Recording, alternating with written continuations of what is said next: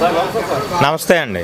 Sir, గతంలో పెన్షన్లో నేను అధికారంలోకి వస్తే పెన్షన్లు పెంచుతానని అనే విధానం పెంచారు. కాకపోతే 4 ఏళ్ళు అయ్యే కంప్లీట్ అయ్యేసరికి 250 అదే టీడీపీ కూటమి వచ్చిన తర్వాత నేను 1000 రూపాయలు పెంచుతానన్న వ్యక్తి ఇప్పుడు 1000 రూపాయలు పెంచడమే కాదు, ఎప్పుడైతే ఇస్తానా అన్నది 3000 కూడా యాడ్ చేసి ఇప్పుడు పెన్షన్లో వృద్ధులకు కానీ వికలాంగులు కానీ 1000 రూపాయలు 7000, 15,000, 10,000 తీసుకునే విధానం కూడా కనిపిస్తుంది. సో ఈ విధానం కోసం మీకు ఎలా అనిపిస్తుంది?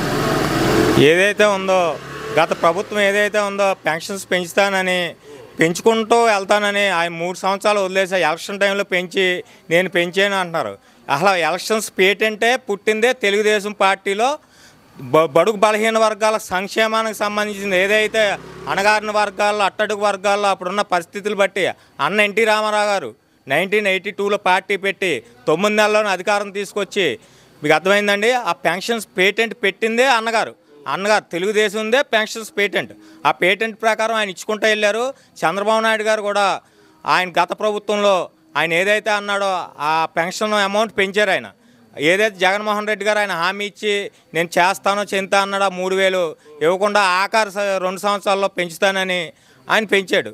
ఏదైతే ఇప్పుడు 2019లో మా ఎలక్షన్ మేనిఫెస్టోలో ఈయన ప్రజల సమక్షంలో ప్రజల మధ్యలో తిరుగుతున్నాడో ప్రజల కష్ట సుఖాలు అన్నీ తెలుసుకుని ఇప్పుడు జీవన ప్రమాణాలు పెరిగినాయి, అలా ద్రవ్యోల్బణం పెరిగింది, నిత్యావసర సరుకులు అలాగా ఒక కనీస జీవి బతుకుతాకి అవసరం ఎంతో మినిమం దానికి పార్టీ తరఫున చేయాలని ఏదైతే ఆ పేటెంట్ ఉందో ఆ పేటెంట్కి సాధకం తెస్తా ఈయన ఏదైతే అమౌంట్ పెంచుతా అన్నాడో పెంచి ఆ గత ప్రభుత్వంలో చంద్రబాబు నాయుడు గారు ఏదో వాలంటీర్ల మీద కంప్లైంట్ పెట్టారు, ఇంటింటికి వెళ్ళొద్దన్నారో పెన్షన్స్కి వ్యతిరేకం ఆపేస్తాడో ఈ పెన్షన్స్ ఇవ్వడని రకరకాల ఇబ్బంది పెట్టి అప్పుడు చీఫ్ సెక్రటరీస్ గవర్నమెంట్ యంత్రాంగం అంతా దాన్ని ఒక విధానంగా తీసుకెళ్ళి ఆ చెడ్డ అంతా తెలుగుదేశం పార్టీ మా అధినాయకుడు చంద్రబాబు నాయుడు గారి మీద వేయాలన్న స్వార్థపూరిత రాజకీయాలతో చేసిన కుట్రని ఈరోజు పటాపంచులు చేసి ప్రజలు ఈ నమ్మకాన్ని ఒమ్ము లేకుండా ఈయనకు అనుకున్న మెజార్టీ ఇచ్చి ఏదైతే గత 3 నెలల్లో ఇవ్వాల్సిన ఏరియర్స్ 1000 రూపాయలు కలిపి 3,000 ప్లస్ ఆయన ఏదైతే పెంచాడో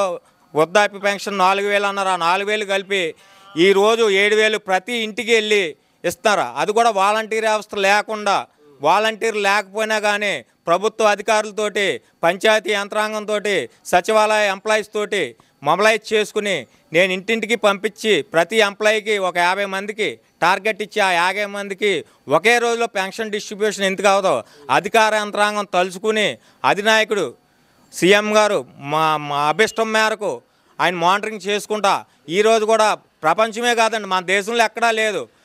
తెల్లారుజామున 6 గంటలకే ఒక రాష్ట్ర ముఖ్యమంత్రి గారు ఒక పూరు గుడిసెలోకి వెళ్ళి ఏదైతే ఆ జీవన ప్రమాణాలు చూసుకున్నారో వెళ్ళి అక్కడ పెన్షన్ 6 గంటలకు ఆయన స్టార్ట్ చేయడం జరిగింది. ఏదైతే 65 లక్షల చిల్లర ఉందో ఆ పెన్షన్ ప్రతిదీ కూడా ఈరోజు అయిపోవాలని ఆయన ఆఫీసర్స్ టార్గెట్ పెట్టారు. అట్లాగే ఇంటికి వెళ్ళి మా పెన్షన్స్ కూడా ఇవ్వడం జరిగిందండి. ఏదైతే వృద్ధాప్య పెన్షన్ ఉందో 7,000 అన్నారో 7,000 ఈ నెల ఇస్తున్నారని నెక్స్ట్ మంత్ నుంచి ఏమో వాళ్ళు పెంచిన 4,000 ఇంటింటికి ఇస్తారు, 1వ తారీఖున ఇస్తారు. అలాగే వికలాంగుల పెన్షన్ 6,000 చేశారు. అలాగే రకరకాల కేటగిరీ పెన్షన్స్ కూడా ఉన్నాయి. డయాలసిస్ అన్నారు, మా పెరాలసిస్, మానసిక వికలాంగులు వాళ్ళందరూ కూడా 10,000, 15,000, 5,000 రకరకాల స్లాబ్ రేట్స్ ఉన్నాయండి. పెన్షన్స్లో అన్నీ కూడా ఇస్తున్నారు. 25 లక్షలు కూడా ఇస్తారు. మీరు అడిగిన ప్రశ్నకి తెలుగుదేశం లీడర్లు కార్యకర్తలు అంటున్నారు. మొదటి రోజు ఎందుకు కావదని మా పార్టీ పెట్టిన కార్యక్రమాన్ని మేము బలోపేతం చేస్తాం. ప్రజలకు అవగాహన కోసం అండి ఇది. మీకు అర్థమైందండి. మాది రాజకీయం కాదు, అక్కడ రాజకీయం అన్నది ఎలక్షన్ అయింది, విన్నింగ్ సీట్స్ ఇచ్చారు మా అధినాయకుడు. మా కూటమితో ఎన్వీఏ కూటమి తరపున బీజేపీ జనసేన సహకారంతో తెలుగుదేశం గవర్నమెంట్ ఫామ్ అయింది. ముఖ్యమంత్రి గారు చంద్రబాబు నాయుడు గారిని చేసుకున్నారు. అట్లాగే ఏదైతే కూటమి తరపున హామీ ఇచ్చారో హామీ ప్రకారం ఇంటింటికి తెలుగుదేశం జనసేన బీజేపీ కూటమి నాయకులందరూ వెళ్ళి అవగాహన కల్పిస్తామండి. పెన్షన్ పార్టీ పరంగా ఇస్తలే, ఇది ప్రభుత్వ పరంగా ఇస్తాం. కాకపోతే మా పార్టీ ఏదైతే మేనిఫెస్టోలో పెట్టి మేము ఇలా చేస్తాం చెందుతా అన్నారో అది ప్రజలకు వివరిస్తాం కోసం వెళ్ళాం.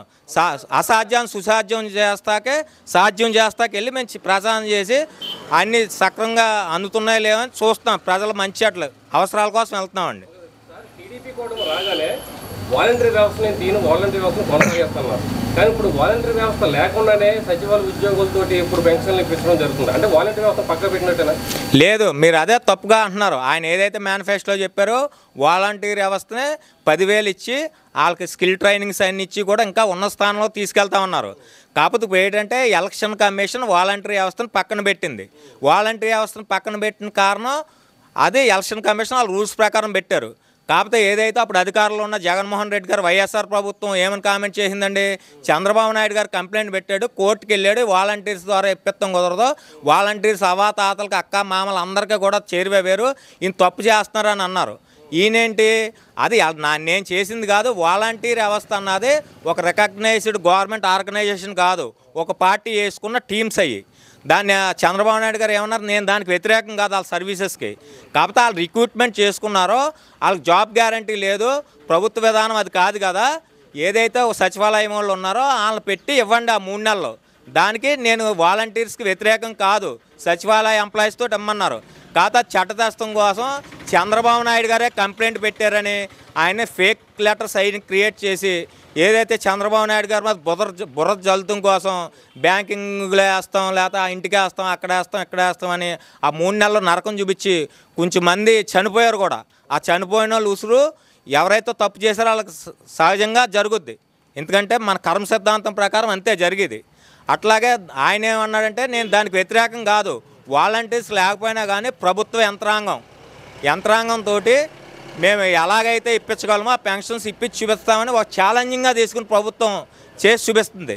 మీరు అదే గుర్తుపెట్టుకోండి, వాలంటీర్ వ్యవస్థకు మేము వ్యతిరేకం కాదు, వాళ్ళకి విరుద్ధం కాదు, వ్యవస్థ కొనసాగుతూనే ఉంటుంది, ఆ విధి విధానాలు వస్తాయి.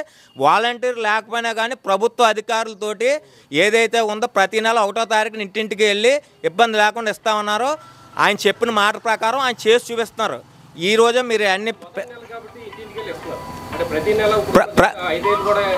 ప్రతి నెల కూడా 1వ తారీఖుని ఇంటింటికి వెళ్ళి మా ప్రభుత్వ అధికారులతో ఇస్తారని మా సీఎం గారు మేనిఫెస్టోలో పెట్టారు, వాగ్దానం చేశారు, అదే కంటిన్యూ అవుద్దండి. Thank you.